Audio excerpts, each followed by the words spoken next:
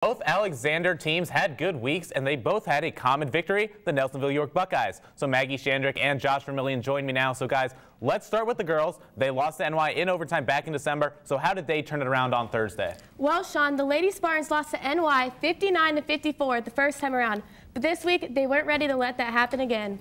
Yeah, the difference this time was the play of the two stars, Jessie Addis for NY and Leah Richardson for Alexander.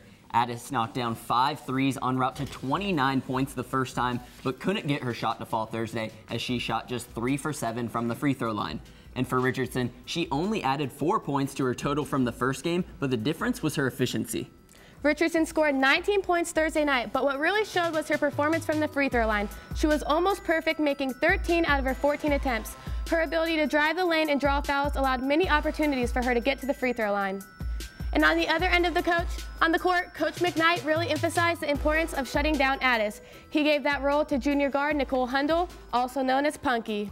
Yeah, Punky was in Addis's grill all game long, and despite having 4 fouls for most of the fourth quarter, she never stopped hounding Addis. You know, she's a big reason why they won this game, but she wasn't the only one making those plays down the stretch. Kendall Meeks and Alexis Moeller both showed up to play Thursday night.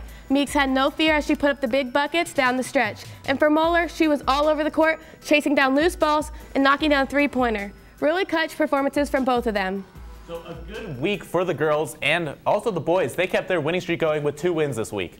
Yeah, Sean, their streak is up to 6 games in a row now since falling to Athens and Chesapeake early on in January. Seth Richardson is a big reason why the Spartans have been winning these past few weeks.